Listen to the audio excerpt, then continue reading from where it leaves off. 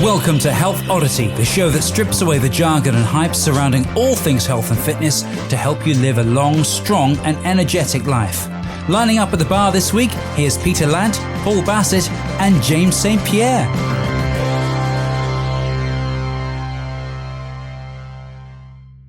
Hello and welcome to the Health Oddity podcast, episode number 109.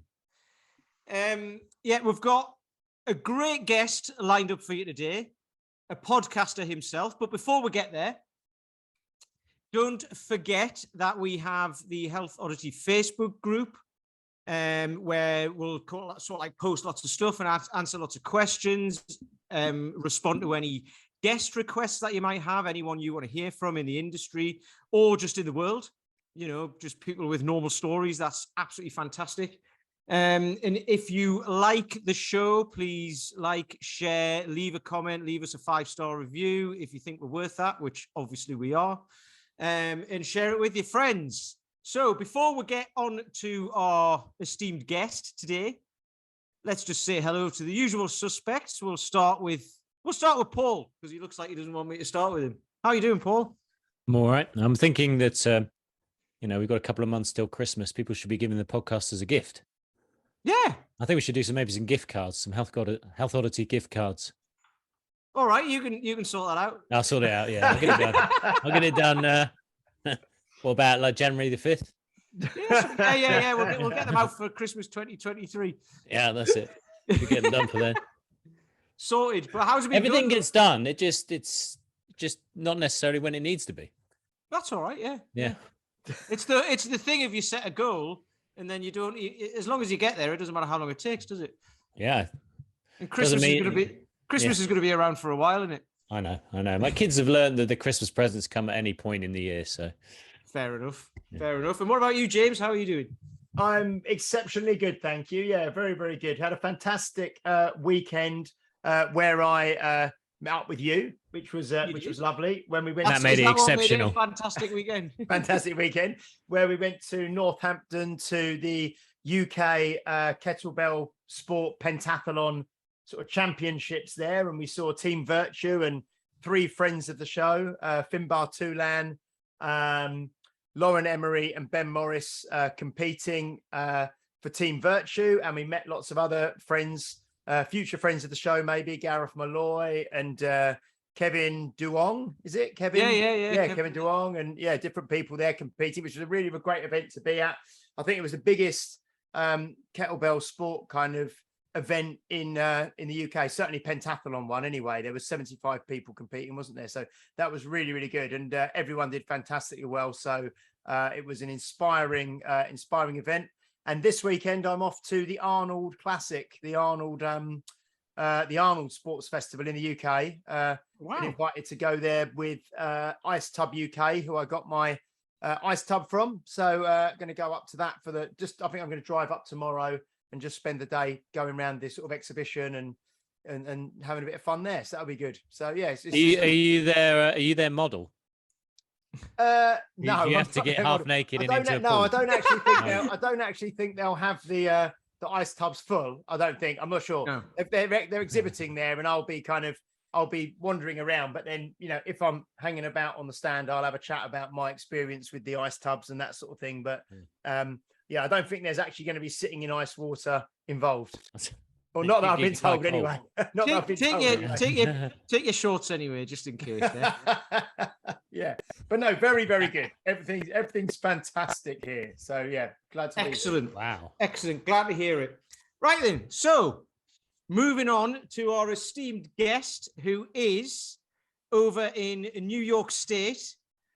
That's as far as I got. It was like when blokes get directions. He was telling us exactly where he is, but I just heard New York State, and that was kind of it. I switched off after that. Three hours north. Yeah. 3 hours north of Manhattan, wasn't it? Yes, exactly. Yeah. So it is Micheal Kurkowski. How are you doing, Michael? I'm going to go off script and just say, you guys are just a freaking blast already. I just want to listen to you guys just riff back and forth. So it's always an honor to be asked to come on any podcast, but when it's really fun and it's enjoyable with you guys, it's just a blast. So I'm doing great. Thank you so much. I'm really excited to chat with you guys. Excellent. That's how we like to do things. So, Michael, you've got your own podcast, Strength Connection, which you've been doing that for what, like 6 months or so? Over a year. It was a Is it year over a year? last. All right. It's over a year. We are 103 episodes in, so just about around with you guys. So congrats on over 100 episodes. I know the effort and the energy that it takes to do that. So congrats to you guys. Well, it was a loaded question when I said to you. So congratulations, because you've done it in half the time we did it. we do one a week. You see, we don't want to overwhelm anyone, but you get so many great guests on.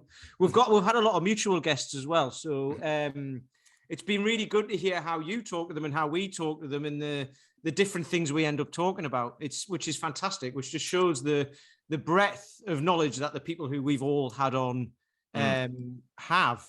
And it's great, which is also why we asked you to come on here as well, because obviously you get to interview lots of people, but then being on the other side of it, we get to hear a bit about you as well, which is great. So with that in mind, I don't know, do we usually have an opening question? I mean, just tell us a bit about yourself for the guys who won't know who you are. Sure. Maybe haven't listened to the podcast, which you should do, by the way, because it's great. So yeah. Well, much appreciated with that. I'll bring you all the way. No, I won't bring you all the way back to the beginning. Where were you born? Exactly. So yeah, I've been a coach for almost 15 years now. Really got into this world as many coaches do. I was an athlete growing up, played baseball and basketball here in New York. Always loved the athletic side of stuff. I like to tell the story. I guess things really shifted for me early on when I was 14 years old, and I had my femur slip out of the growth plate on my left side and had major hip surgery. That I thought I had a very bad groin pull for a while, and so it took me out of basketball season, so on and so forth. And then I went into an orthopedic. He saw how it was moving, did some X-rays, and realized that the femur is supposed to sit nice into, your pelvis and your growth plate. Mine was like out here. So that took me out of sports for like 2 years, which really was kind of like my identity early on. So kind of that moved me in a different direction. But fast forward, the point behind it was I ended up meeting a good friend of mine who I worked with, who was becoming a trainer, and he got into the world of functional movement and FMS with Gray Cook and Brett Jones and Lee Burton.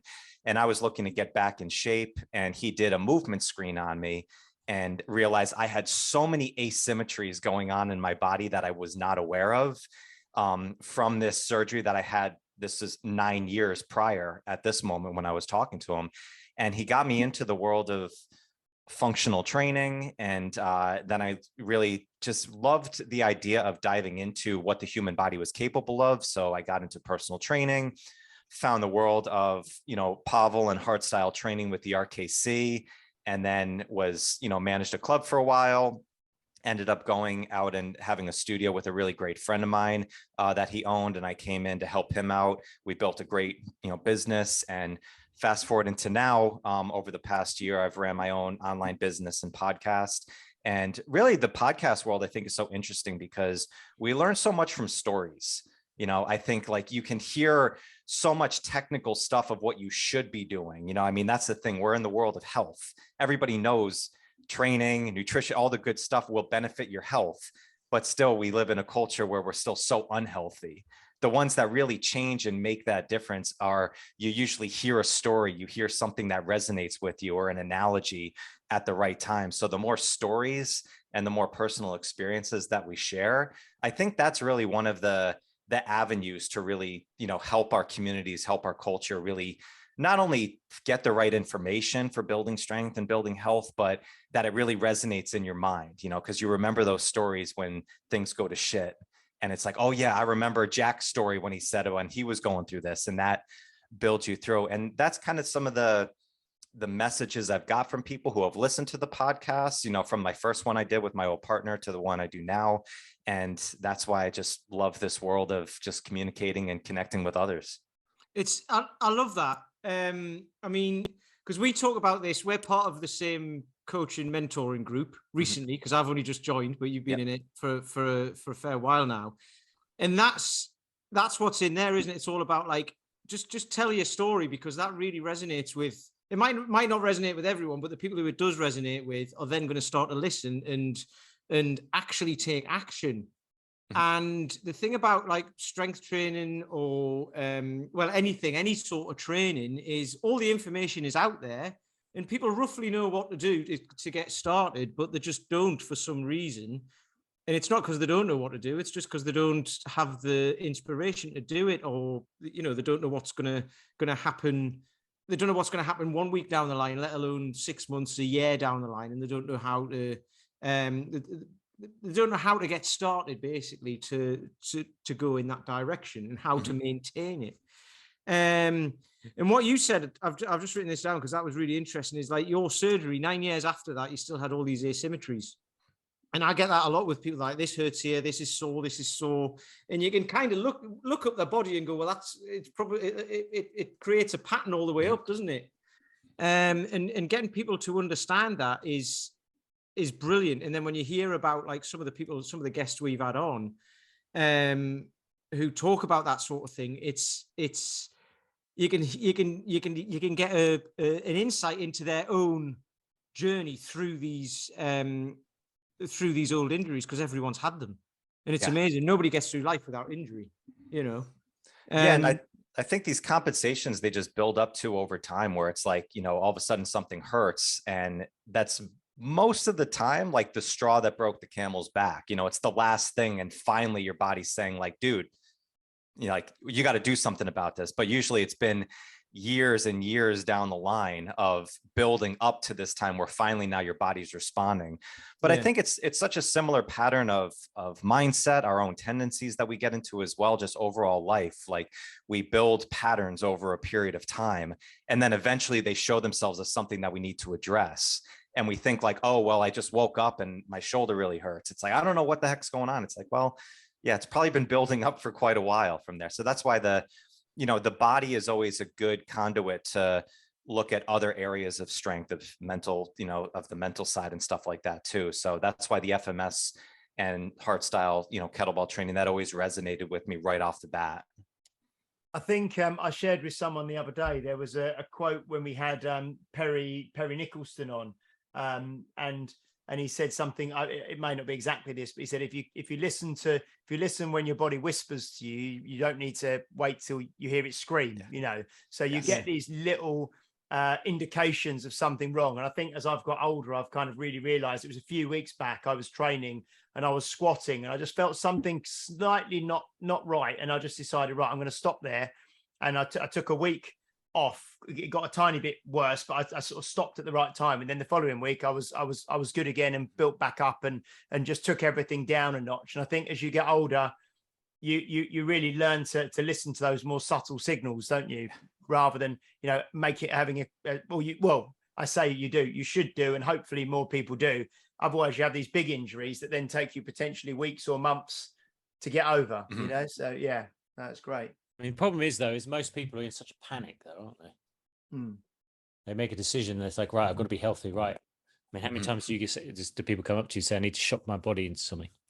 So there's this great sense of pace. You miss a session, you miss half a week, you've reintroduced the food too late or too early, or you've had carbs or something, and then people panic, and that's never a good environment for consolidating and seeing long-term change, is it?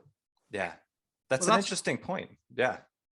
I think that's from working with Paul McElroy as well is made me really realize that I'm not in a rush to get anywhere now, where in the, even though I have got certain things I'd like to do by certain times, if I don't do them in those times, I'd rather get there a little bit slower and get there without being injured than try and force the process, so I think, yes, certainly I'm more happy with gradual progress and gradual change rather than needing this, like you said, Paul, this kind of panic that I want everything at once and I've got to get stronger now and I've got to lift this much and I've got to do this, where you think, well, actually, if it takes the next 6 months, just steadily, I'll get there. So I think how did you deal with that, Michael? I mean, because you would have gone from being very active to having all these surgeries and having rehab, and it plays with the ego, doesn't it? You know, because there's your mind wants to do things and your body's giving you very different messages.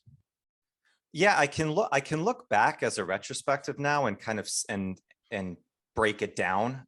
In the moment, being 14 years old at this time, I had no idea what it was. It was like, all right, like my parents said I need surgery, and just go in and deal with the stuff. And what I didn't realize at that moment was how big of an impact on my social aspect of what sports did for me. I liked sports. I didn't realize that all of my friends at that time were in sports. So now I was out of it for a couple years.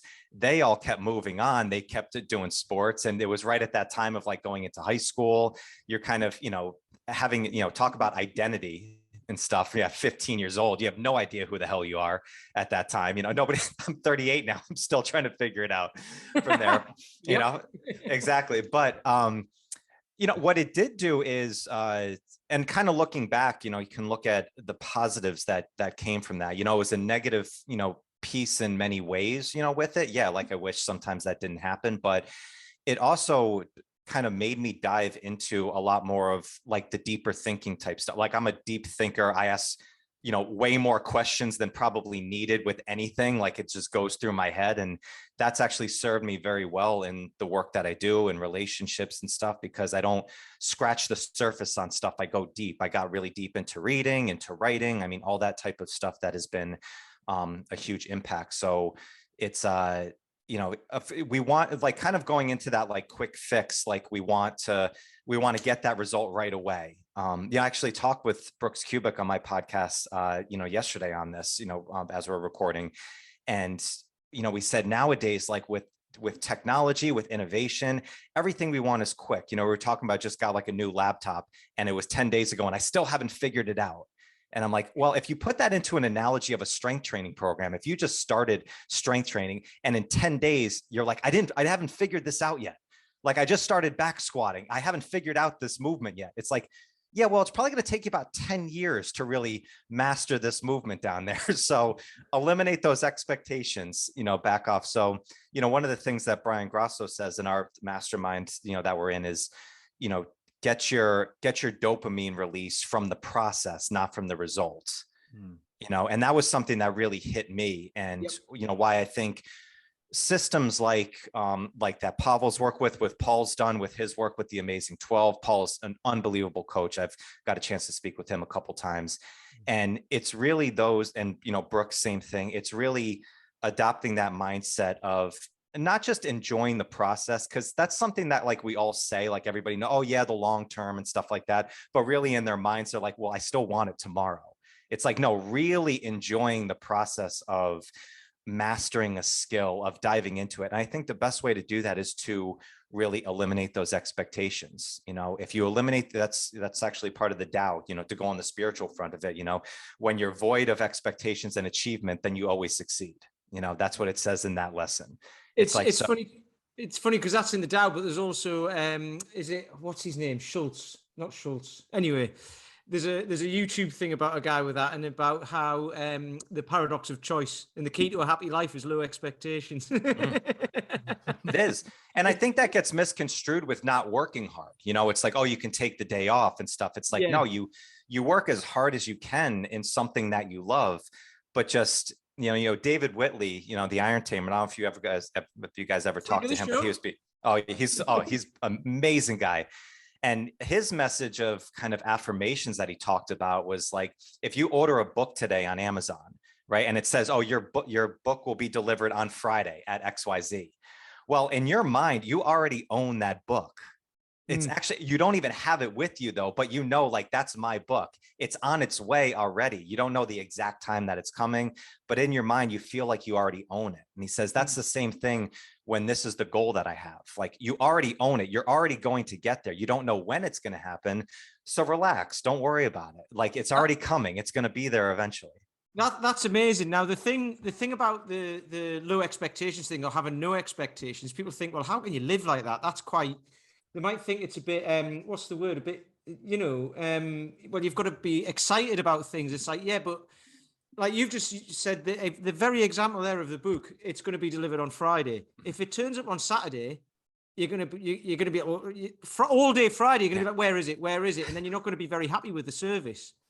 Mm-hmm. Because that expectation has been put there. If they say, "Oh, it'll be there when it gets there," you've got no expectation, and it just turns up when it does. So this is when, I mean, I've just written all this down about like the dopamine thing you're talking about. So someone sets a goal, and say it's like a 6-week challenge or something like that, and they do the challenge, they get the thing, bang, dopamine, way aren't I brilliant? But then that disappears like instantly. And then it's like, well, what happens next? And you kind of might fall off the wagon, and it doesn't sit and it doesn't change your lifestyle, does it? But if you can make the process that, then the dopamine comes from the process. So you're more likely to carry on afterwards, aren't you? Mm-hmm. We've got quite a unique position though. It's quite a modern thing though, isn't it? All this. It's a modern problem to deal with, I think. I mean, it's not to say that people throughout history haven't dealt with existential crisis or the meaning of life and things like that. But it's, one of the benefits of the Industrial Revolution was leisure. With leisure, and we work in the leisure industry, don't we? I mean, that's what fitness is. It's that's why we call it leisure centers. I mean, and that leaves that space for you to go, right, well, shouldn't I be doing something with this? Shouldn't my life mean more than this? In a way, we were kind of creatures of the process in the past. The process kind of was the life. And then we're kind of a bit meta now. We're kind of outside that. We're saying, oh, we have this separate process, which is jobs, family, et cetera, et cetera. And then we're outside that. We have to have some kind of secondary perspective on what that might look like. And then we end up in this existential crisis. We're like, well, how do I apply meaning to this? How do I navigate this? And really, we've got a luxury of that. And it's kind of a thing that maybe in the past, like when you're talking to Brooks, dealing with people where that, the knowledge they had was the knowledge that was available. And therefore they had to be very good at applying very basic systems and very limited knowledge base, like when you look at like the light dumbbell system that was used, which is just a single dumbbell to get strong. No one had gyms, no one had that. It's like you've interviewed David Cohen, people, we picked up rocks, there was a simplicity to it. And I think that's what's interesting about running a podcast now. And I'm sure you find this with everyone's stories, is that we're actually, you talk about being a deep thinker, a consequence of this extra leisure time is that we've all been given the opportunity to think deeply about that. And therefore, there are people like yourself and, running podcasts who are kind of interested in exploring this narrative of deep thinkers, this kind of seam throughout society, isn't it? I mean, so, I mean, having grown and done over 100 episodes in 6 months, I mean, you must be just finding, I mean, what is it how are you finding your guests? What are you looking for? That's a really great question. Honestly, I look at having a guest on is just somebody that I think I could have an interesting conversation with. I named it, to start with, this is my second podcast that I've done. My first one that I did was with my old partner, Chris Abbott, who was a Strong First instructor as well. And he had a studio here in where I live in New York State. Okay. The big area above Manhattan. And I joined him about like 4 years ago or so at his studio, and we built that up, and it was amazing. And then we started the podcast and we called it Breakthrough Secrets. We called it that because we wanted to talk about anything. We talked about strength training. We had a lot of our friends on, we had our coaches and mentors on just to have conversations. But then we talked to sex therapists. We've talked to, holistic health. I mean, we went all different areas of it. And we were doing a podcast a day, where we were doing 5 episodes a week. We put out 170 episodes in less than 6 months.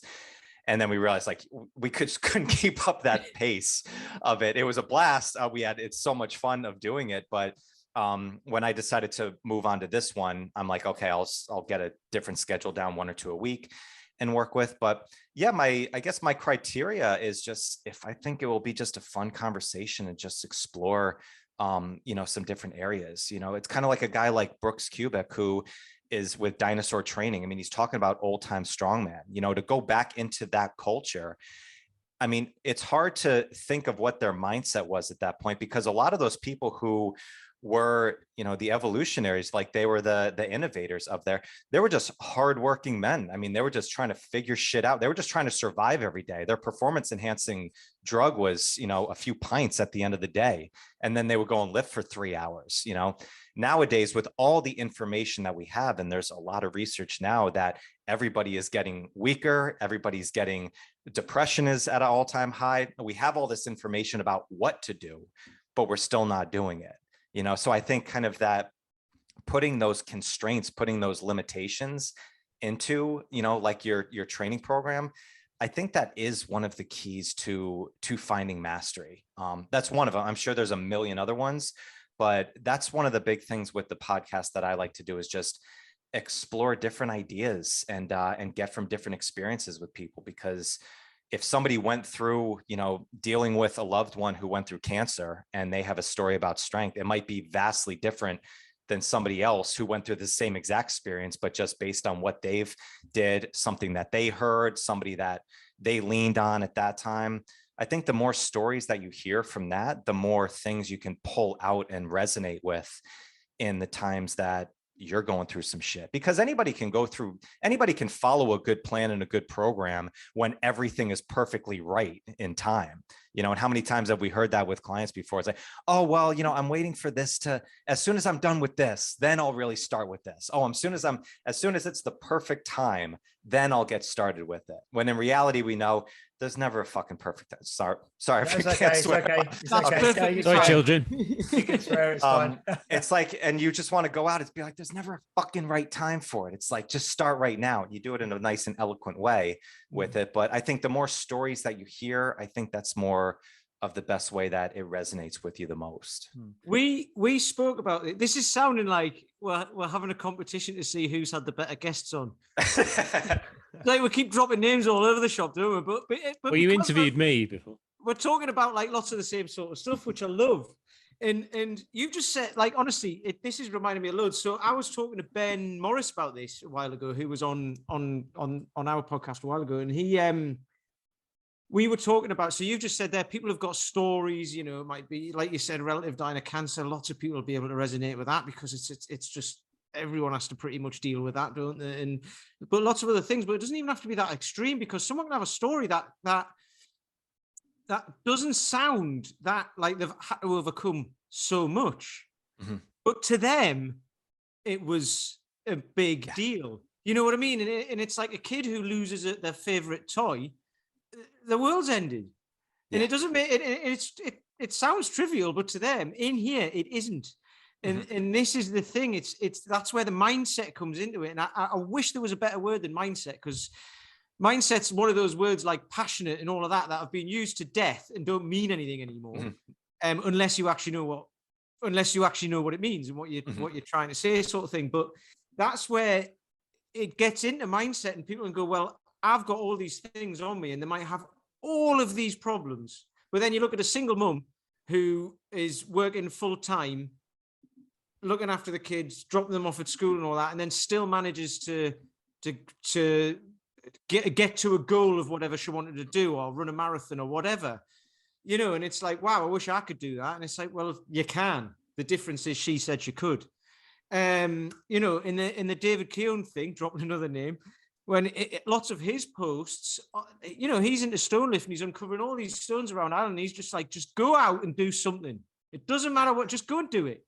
Forget about reading about it. You can read about all this stuff and know all the answers and all of that, or you just go and do it. And then you'll find the answers anyway. Just don't do anything stupid and hurt yourself, obviously, but you'll find the answers along the way. Or you'll find the coach turns up when you're ready. And the coach has always been there, just your brain changes, your mind changes, your neurology changes, and then the coach suddenly appears in front of you, don't they? That brings an interesting point that brought to my head. Speaking with David, David's a guy that has done a lot of work in the kettlebell competition, done some very, extreme stuff. And in stone lifting, you can tell in his mind, because I've talked to a lot of people about flow state, like he understands that world. Like when you go up and lift a heavy stone, you're not thinking about anything else. You are in that moment completely. And I mean, that's the definition of humility. You don't care about what you don't care about what you look like to anybody else. You're completely in the moment. You know, that's like a glimpse of heaven with a lot of you going on like the spiritual side of it. But brought me to a point that Fabio Zonin talked about with me about kind of the principles of strength training and really the key components, where he says, if you step up to like a deadlift bar and it's the most weight that you've ever seen on there, it's like you are going for a PR lift. You don't have to worry about focusing at that time. You're focused. It's like you are in that zone in that moment. But can you approach a bar that's maybe 50% of what you can lift with that same focus and that same energy and that same mentality? That's building the skill of strength. And that was kind of the direction and the point that he brought up with. And it kind of brought me to one of my pet peeves of my clients that I get on with them all the time, is that they say, oh, like time goes so fast. Oh, life moves so fast. And it's like, I get what you're saying, but when you're focused on what you're doing, actually time goes very slow. You're just in the moment. You're not even thinking about it. So it's like, you want an antidote to life moving too fast. Well, don't drown out just, you know, the daily shit. Like that's where you can really focus in on those days. And you can do that with strength. I think strength training is a great conduit to approach that, because you can really step up to the bar, step up to the kettlebell, and really focus on what you're doing in the movement. You know, get all the other external feedback out of the way, you know, like have a silent session. You know, I've joked about this with my buddy Sam. He sees me go down to this lake by my home all the time, and I do a lot of posting down there, because that's a place where it's like I'm just listening to nature that's just completely out, and just get into that flow state. That whole training session feels like it takes 2 hours, even though it takes 20 minutes, because you're just in that moment, you're in that flow. And I think that's really kind of just a skill that we can apply to all aspects of strength, that if you're focusing on the things that you can just go through, just very mundane and just very, you know, just easy, but actually focus completely on it. I think that is another key that you can do to really building your strength in all areas of your life. That's totally it. What you've just said there as well is really funny. Life moves pretty fast, right? Because obviously everybody knows what film that's from, right? Yeah. You know, Ferris Bueller. And he said that in 1985. Things aren't getting slower. You know what I mean? So you're going to have to get over that story, aren't you? Life moves pretty fast. Yes, it does. But you've got to find like you said, find that moment. You know, I talk about it all the time about taking my dog for a walk. I can go out for an hour with a dog and it feels like I've been out all day. I love it, you know, because I just watch him running around. He doesn't care. He doesn't know how long we're going to be out for. He doesn't know when we're getting home. He's just living in the moment. And to him, that's his entire life. And I've just put a post up about that now, about, you know, you've got to connect to that sort of stuff, at least daily, at least once a day, and just connect to something that makes you feel free. You know, and the more you do that, the more you realize, and then the more you can try and create more. We've talked about it, like mini holidays, mini breaks throughout the day. Take a little step back and look at your life from above, even if it's only for 5 minutes for a walk or something like that. And it gives you that space, doesn't it? Rather than being just like thoughts all day, reaction. It gives you that space to say, like, what am I actually doing? And then once you've got that, you can try to expand that, which isn't easy to do. But if you never do it, it's never going to happen. Yeah. There was a thing in England, obviously on Monday just gone was the Queen's funeral, and I don't know if any of you guys saw, there was a post or a meme or something that I saw where someone said, if you want to know what it was like on a Sunday in the 1980s, yes, it was like, mate, because everywhere was shut, everything was shut, all the supermarkets, all the pubs, all even the little convenience stores. Just everything was shut. And I think even on Christmas Day, you have shops open, you know, little shops open and garages open and things like that. But literally everything was shut for a day.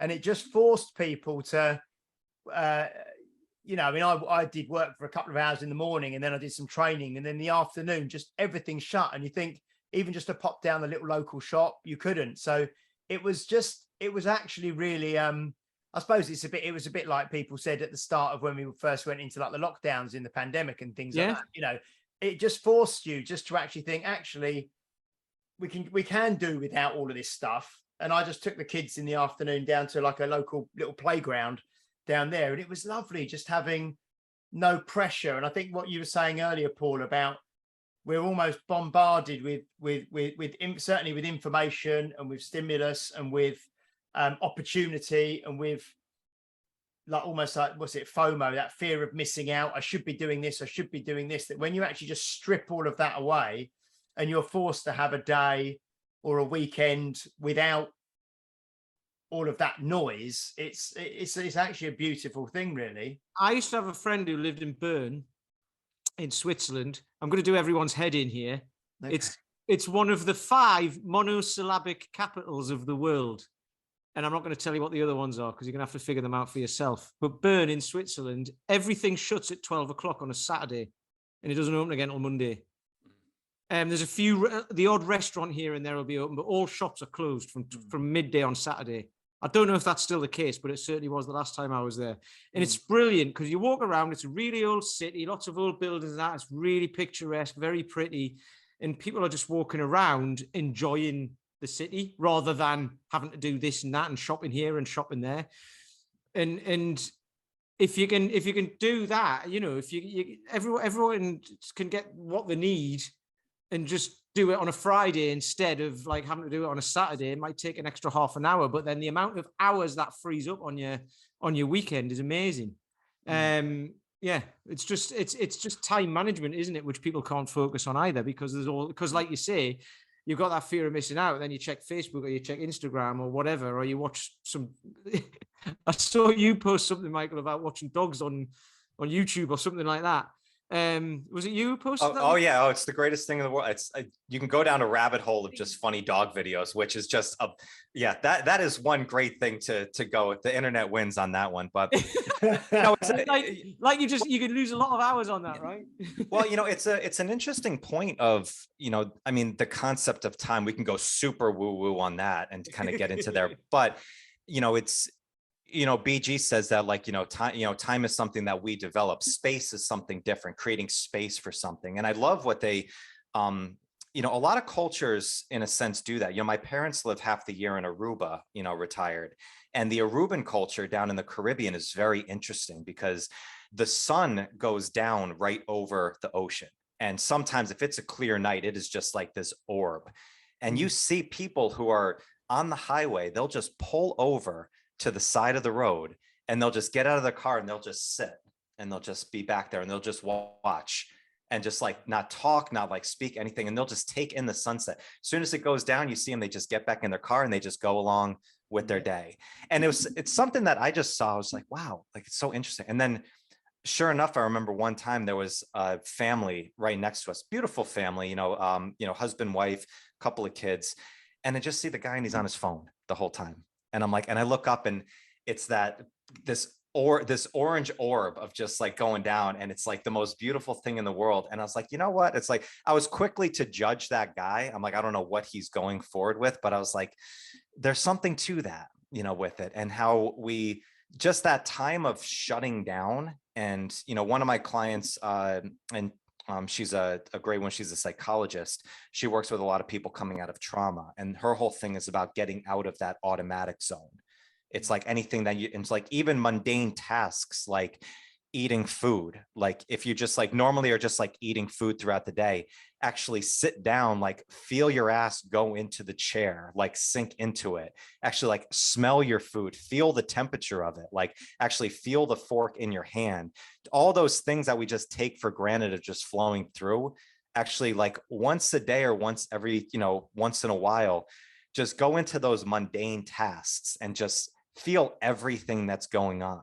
If you've never read Dan Millman, he's a great author, Way of a Peaceful Warrior, but he wrote a book that I think is very underrated called No Ordinary Moments. And he talks about this of like, there's never nothing going on. It's like, there's always like, you can go out and you can see a million little things going on at all times. And it can, if you're not in this headspace for a bit, I can understand that it can go very quickly over the top of it, but this is a practice in like the strength training side and even like the mental side of strength that I've worked with over the last year of getting into more intuitive type training, listening to your body. And it does huge benefits for your strength. Like if you really want to like build your strength up, like get focused in on every session that you're doing, especially the light ones where you're not necessarily, going hard, going for the burn, all that shit, that we say. It's like actually just going in and just enjoying the movement of it. It does some huge benefits for it. And, I think there's something that if you practice that and eliminate those expectations of I need to get here at this certain time, all these things start to really come into play a lot more. I think I remember you mentioned Fabio earlier when he said once about when he's doing a set, if he's doing, say, a set of 10 barbell back squats, and every rep he does, he'll do the rep, and then in his mind, he'll score it out of 10 and think, that was a 6. My weight was a little bit too far forwards on my toes. Okay, I'll do the next rep. Okay, that was a 7. I could have done this slightly. You know what I mean? Really focusing on not just, I've got to do a set of 10 squats and doing them, and he's obviously someone who's in his 50s now, and he's he's strong as an ox, and just focuses on every single rep that he does, and really, really mindful with the training, which I think is it's kind of what you're saying, isn't it? It's to actually just appreciate every single repetition, the way your body feels while you're doing it, and to really sort of tune in and zone in on the details, Yeah. Fabio is that guy to mirror in that type of work. He is one of the most incredible guys just the science of strength training that he understands, but he knows all of this stuff. He puts all these things together. He's been such a big influence for Strong First and for Pavel and for Brett over there because he does that. He has that mental focus of every rep within a set of 10. He's grading in his head. And he said that I just did SFL with him earlier this year. Yeah. And his meticulous approach to what he does is so amazing. But then you go out, afterwards to the bar and like have some food with them and stuff like that. And he lets all that down, he knows how to compartmentalize with those things. And I think it's such a huge piece. And he's one of those lessons of guys that he just has stories beyond stories that you can listen to. Yeah. He's obviously one of the people to listen to because he's done it his whole life. And he knows how long it takes, and he knows when you get started. Sort of going right back to what we were talking about at the beginning, he knows when you get started, it doesn't happen overnight.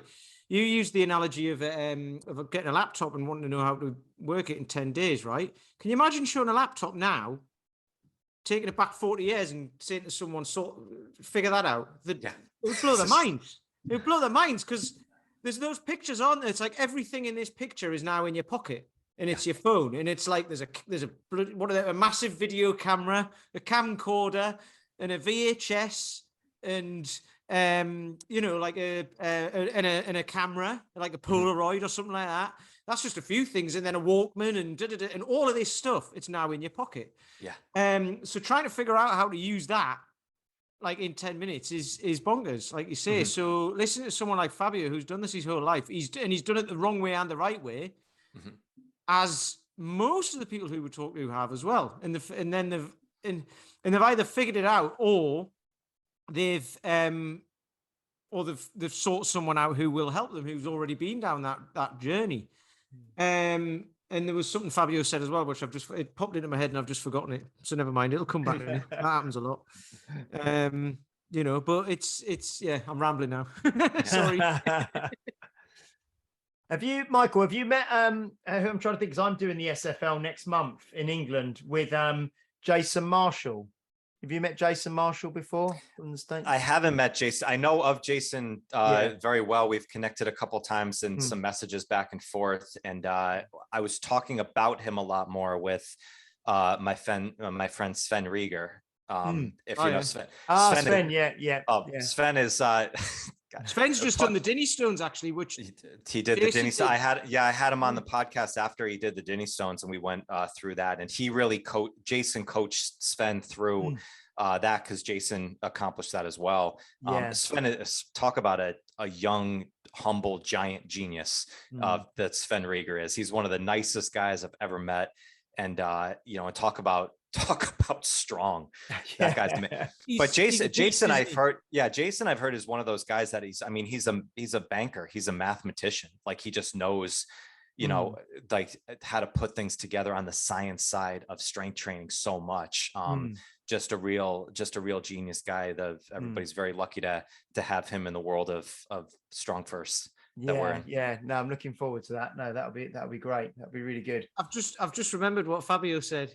And he was talking this basically. I think every certification I've done with Strong First, bar one, which was with Dan John at your place, James, Fabio has been the master instructor, and most of them he wasn't meant to be, or like a fair few of them he wasn't meant to be, but it was when COVID happened, so he was the only person who could make it across because he couldn't come across from the States and all that sort of stuff. Anyway, so I've seen him a lot, but he goes on about how the best coaches are those who've had to struggle through to figure out what to do, or they've actually struggled with it. Because if it comes naturally to you and you can immediately do something, and then you're trying to coach someone through it, you're like, well, just do it. It's obvious. You just do that, don't you? And you're like, well, your client, the person standing in front of you, is kind of, well, how talk, like, show me in a way that I will understand. And then obviously everyone understands quite differently. But if you've never had to struggle through anything, so you've had to struggle through after you've had your hip operation, and you've had to know how to deal with asymmetries and all that. So you've got all of that behind you. All of that story is in your body, it's in your mind, and it'll come out in your coaching, obviously. If you never had to do that and it just came naturally, it's it's the curse of knowledge, I suppose, isn't it? Of just trying to get someone to say, this is like, just do it. And you see people doing that. It's just a kettlebell swing. Just do it. You do it like this, do it. So I think Fabio kind of said that, didn't he, with the SFB when we did that with him? Because he said he's really not built for body weight stuff, because he's like really, really sort of stocky, strong, and he found all the body weight stuff really difficult himself. So he then had that knowledge, like you say, where of actually struggling to get it. So it made him actually better at teaching that, because it didn't come naturally to him, That pretty much means I should be a really good teacher at everything I've ever done, because I'm not natural at anything. I can grow a beard. So yeah, Michael, just with that, we're like, kind of who do you train and how do you do it? Because obviously you're doing like a lot of the mindset stuff as well. So do you help people out on that side of it as well as the training side, and kind of gel the two together? Because I know you do like monthly seminars and what have you, don't you, in the Strength Connection place, and you get people to come in and you'll just talk about something that everyone should probably hear. But there's so much that everyone should probably hear. Yeah. There's months and months and months of, well, years of like content in there, isn't there? So how do you kind of approach it with, I mean, obviously not everyone's the same, but let's say a beginner comes in, where do you kind of start out? Sure. Actually, like predominantly most people that work with me now are people who have been doing this for a while. They've kind of got the discipline piece down, kind of got through the beginner stages of what they're doing, but something's still missing. I've referred to this as the path of mastery. There's a great quote that I've used a lot from Beethoven, which is, don't just practice your art, but force your way into its secrets. So it's like, it's getting beyond just the beginner stuff is always very interesting, because when you first do anything, especially in strength training, we have, it's those newbie gains, right? It's like you go from nothing to something and you feel just freaking amazing, And in that mindset, it's like, oh, well, this is just easy. If I just keep doing this over and over again, like I'll be the world champion, by next Thanksgiving, and this will be, because I just keep increasing my deadlift 50 pounds every single session that I come in. That Olympic stuff, it's dead easy. It's just simple. Do it for a year and turn up and do it, don't you? Yeah. There was a great 5 every session. Oh, it was great. There was a great story when I had Jersey Gregorick on the podcast, when he talked about, he went into, I forget the coach that he was working with, but he, was a world-renowned Olympic lifting coach, and he went in and he saw his movements, and the guy was just kind of just looking up and down. And he's one of those coaches, he's seen everything in the world, every single body frame and structure. And he went up to him, he's like, yeah, no, you got good form. And he's like, yeah, keep doing this for 10 years and you'll turn into a decent lifter. Yeah. And it's like, and in the world that we're at of 6-week challenges and 12-week programs, he just said, yeah, keep doing this for 10 years and then you'll be able to see what you can really do from there. So a lot of the people that I work with now are mostly busy professionals, people who have a lot of responsibilities. Time is of the essence in the world that we're on. This is a beautiful thing. We're on a Zoom right now across the seas and we can talk and connect. But for a lot of people too, who are in businesses, who are in work, it's almost like they can never shut down. Talk about like that. That's something I'm going to try and adopt with my clients, of like the 12 p.m. Saturday shutdown for the rest of the weekend type thing. I think that's a beautiful thing. But they have a lot of responsibilities. They have families. They have other things that they're trying to do. So strength training is a piece that they're trying to incorporate into their life to accentuate everything else that's going on. So what we're really doing is trying to devise a plan of how to maximize every ounce of time that they have. And kind of working on more of like the intuitive side of like, sometimes your day, you might only have 10 minutes or 15 minutes. Okay, that's fine. How do we do that? So we're really looking at programming wise on a day by day or a week by week based approach with most of them. I started doing this about a year ago with people, of really doing programming on a weekly basis, because it allowed me to really just connect with people more. We were talking more about not just what their program was like, but actually what was going on in their life. They were a lot more open about it. I mean, and those are the things that we forget and talk about a lot. And, I worked for a long time with senior citizen population of getting in. That taught me so much about movement, because people came in, movement compensations for 30 years that we had to fix with people who are, 65 and up. Then worked with young athletes. And now mostly I work with, people who are really trying to maximize their time. That's why things like, hard style training with kettlebells, with body weight, with mindset practices. I mean, those are things that really seem to just give the most bang for your buck on a day by day basis. So that's kind of how I run things now. That's interesting, because we've spoke about that before, about you have someone might be doing a consultation, say, or whatever, and they're like, okay, how many, and Paul Bedford talked about this, didn't he? Dr. Paul Bedford, the retention guru, but he's very good at getting gyms around the world to talk to customers, talk to potential clients about what they actually need rather than what they think they need. So someone comes in, how many sessions a week do you think you can do? Well, 3. How long is that for? About an hour. And they're basically they're giving you the answers that they think you want to hear, aren't they? And then when you start down that route, they're like, oh, actually, I haven't got time to do that. And it's like, right, what does your lifestyle look like? If that's the first question, what do you do? How busy are you? How many kids have you got?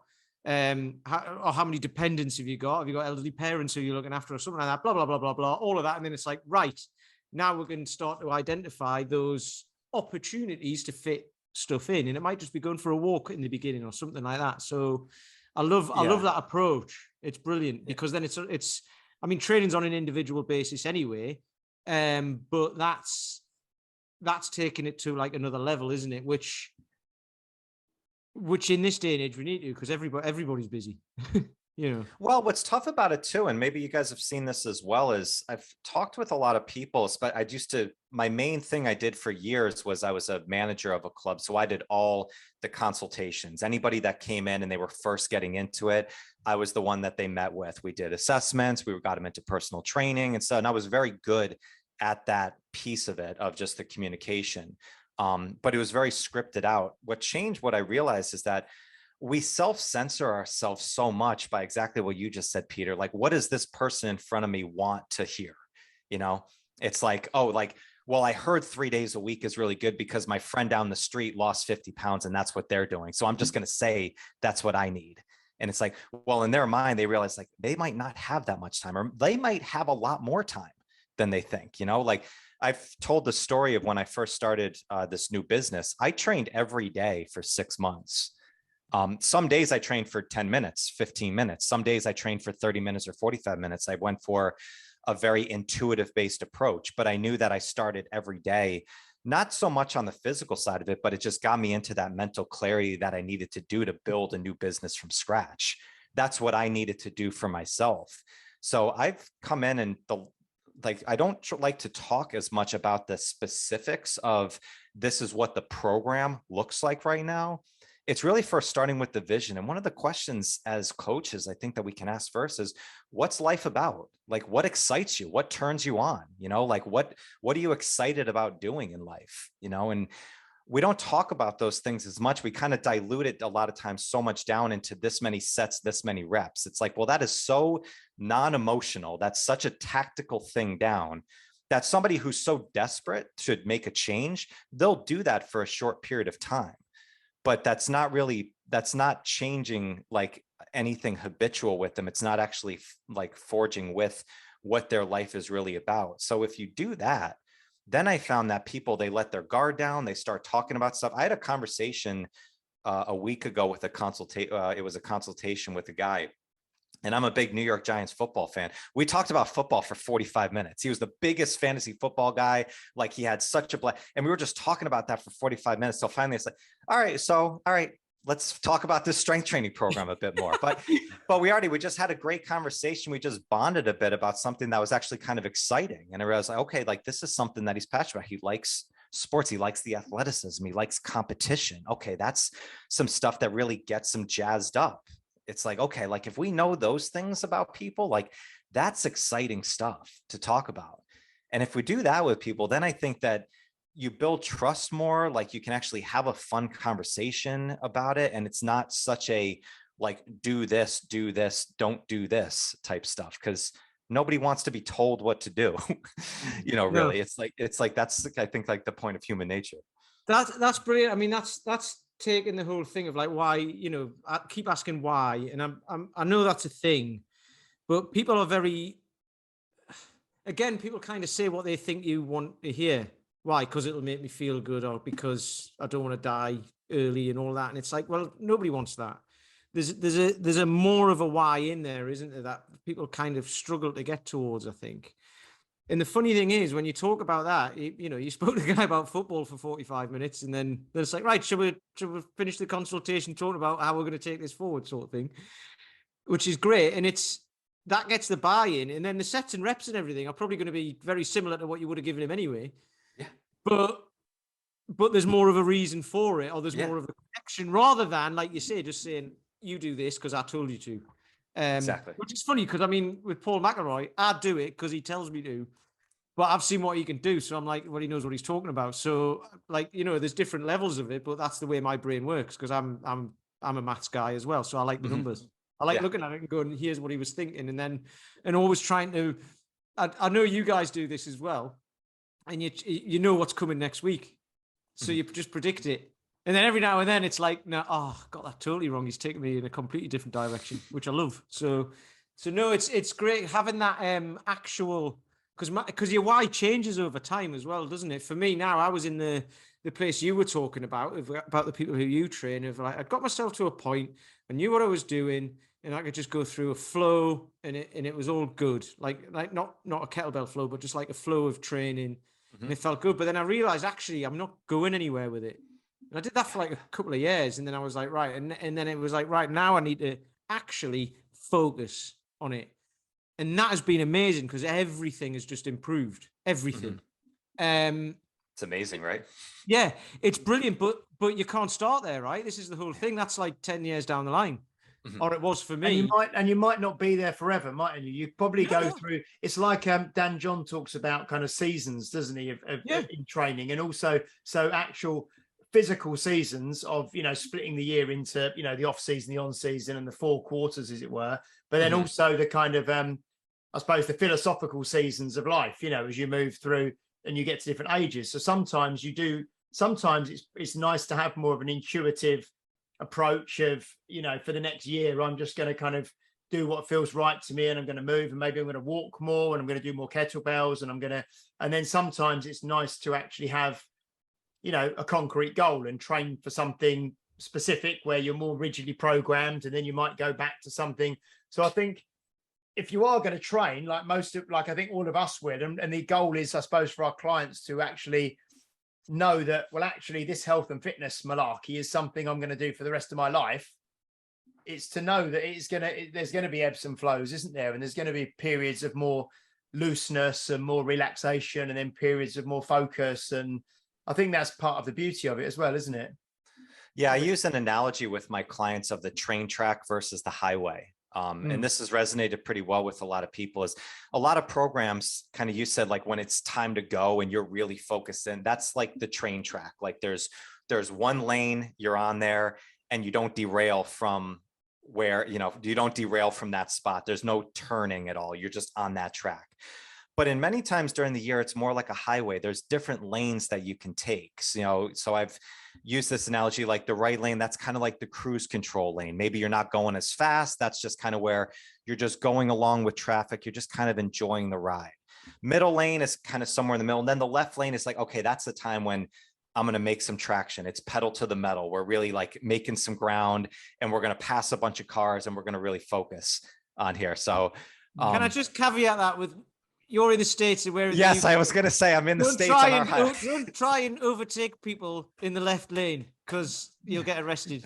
Yes, flip it over if you're on the other side of the Atlantic right here. But exactly. No, I love that though. I love that analogy. Yeah, that's really makes sense. That's really nice. Yeah. Yeah, we've used it in a way of like, okay, like if it's one of those days when maybe you've had a busy day, or like your kids were up all night, like most programs you expect, well, it doesn't matter, like you only had 3 hours of sleep, all right, you're still getting this done. It's like, no, your program should be molded around your life. Where I think a lot of times in the fitness industry, there are a lot of the programs out there, they're put so that you have to mold your life around what the program says. Like 3 days a week, you're going to do this, and it's going to be for an hour. This is kind of the HIIT culture, the high intensity based work that people do.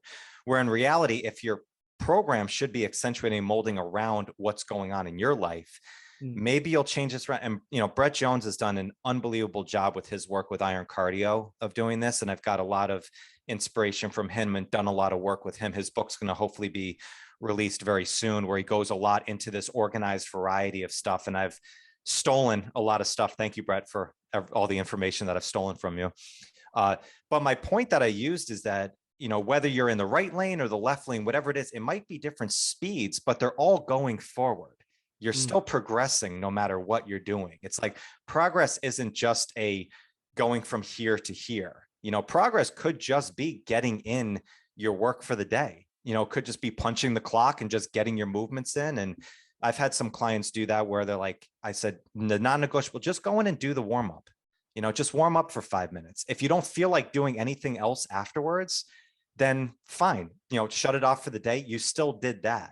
More often than not, they get into the warm up, and then now all of a sudden they've changed their pattern and that trigger. And now like they feel good and they're like ready to work out. So you get more work done over that time.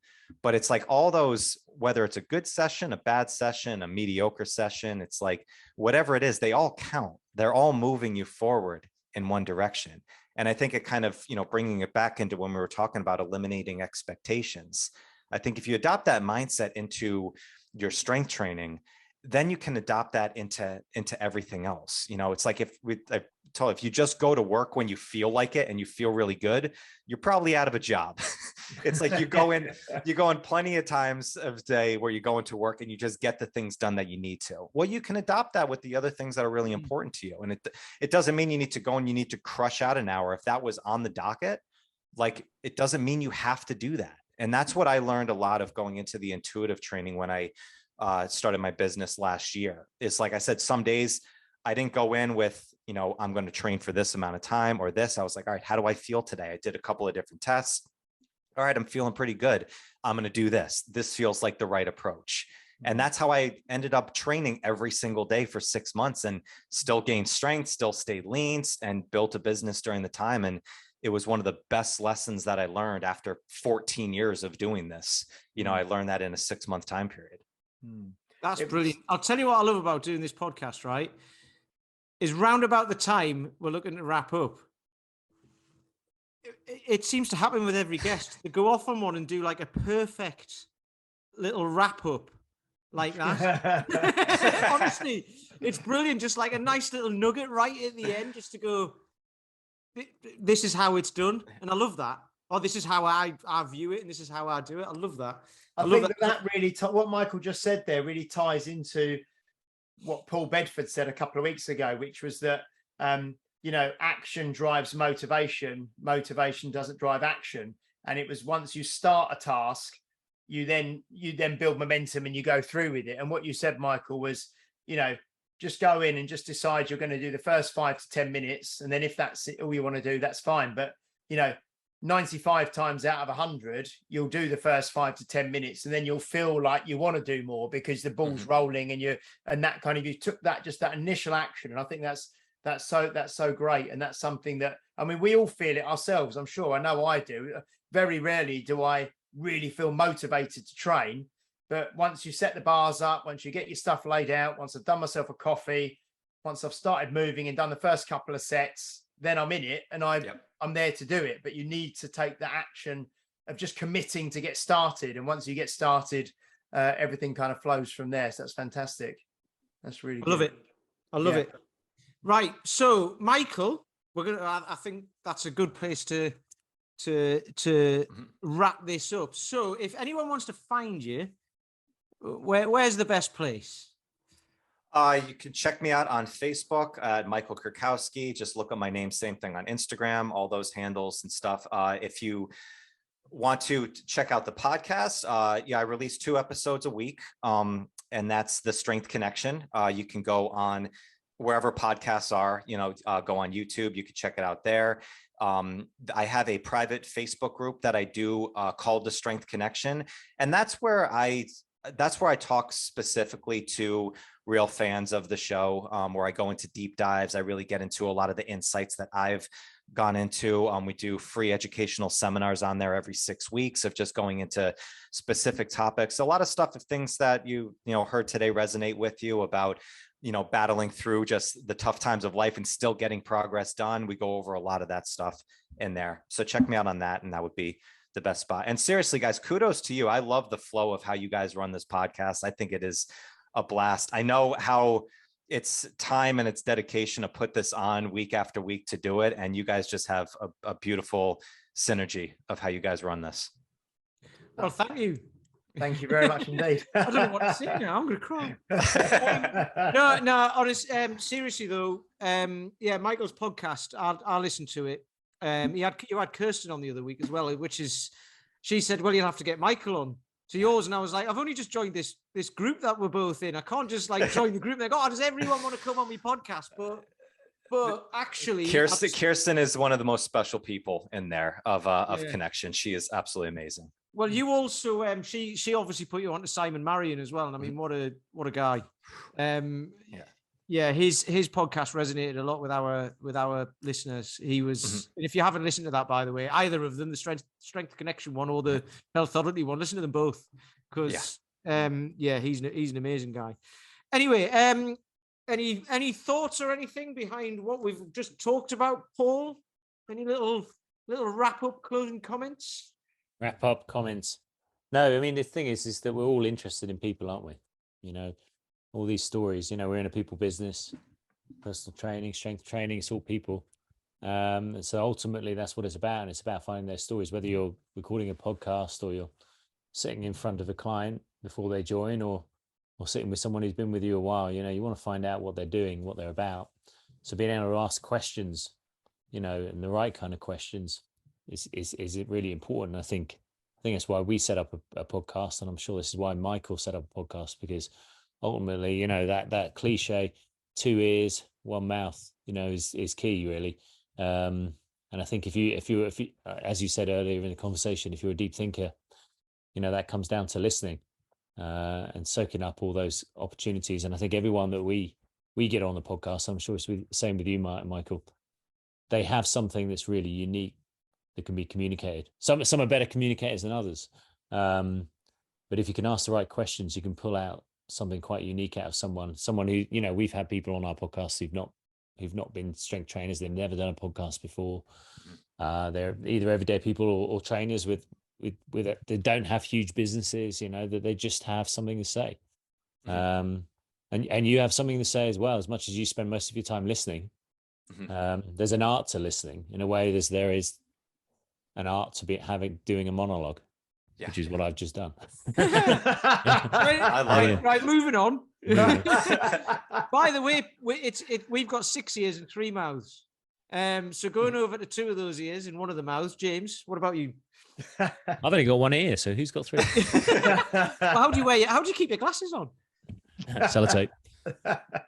No, I just really enjoyed that, Michael, and it was great. I've kind of been connected with you for a little while, I think, on Facebook and things. But just as always, every week it's just a pleasure to meet and spend time with a like-minded person who's on a similar kind of journey to us. And and I know you've mentioned Brett Jones a few times. I'm lucky to I'm assisting with him on the SFG1 in a couple of weeks in England, so I'll spend some time with Brett again over here. So that's great. And I'll check out. I know he's been doing his iron cardio. I've been seeing a lot of it. But is that going to be a book that comes out soon? Is it the iron cardio? Yes. If you followed Brett's journey over the last couple of years after he's battled cancer, and he's really done this one particular protocol that he's dove into deep. And it's just, it's one of the book fortunately, I've worked with him for many years. He's my coach. He's my mentor. He's also one of the best friends. I would not be in the position that I am in life without Brett Jones by my side. And I've been fortunate enough to see some of the copies that he's had getting this book started and getting set. And he is one of those guys that, it's just he practices what he preaches every single day. And talk about listening.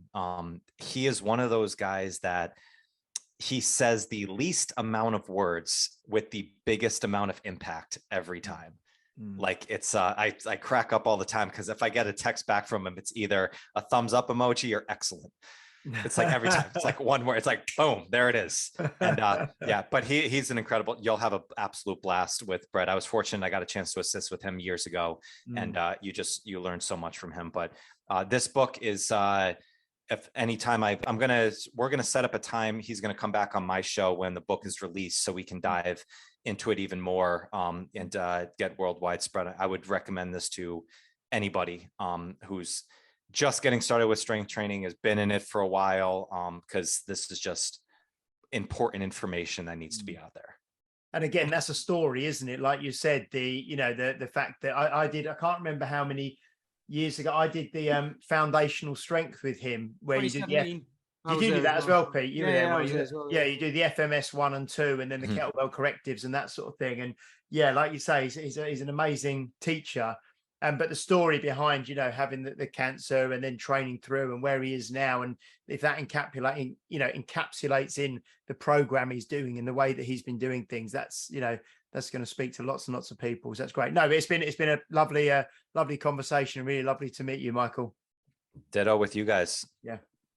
Right then. Well, I have a feeling, by the way, that Brett might end up coming back on this show as well, if James is helping him out at the SFG1, because no doubt James will be there. Do you want to come back on the show? Do you want to come over? I'm not leaving until you come back. You're going to get a photo with him. Yeah, you get a photo. James will have a signed copy of his book and a photo of him standing with his arm around him.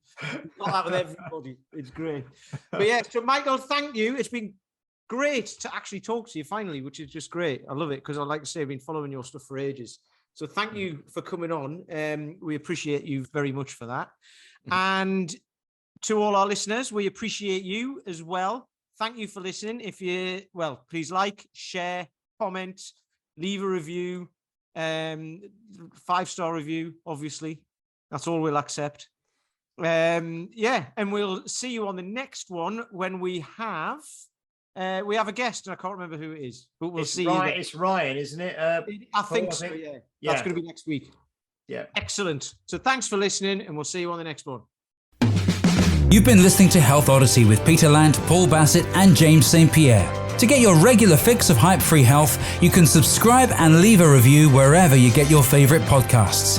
You can find out more on today's and other topics at healthodyssey.com, or find us on Facebook or Instagram by searching for Health Odyssey.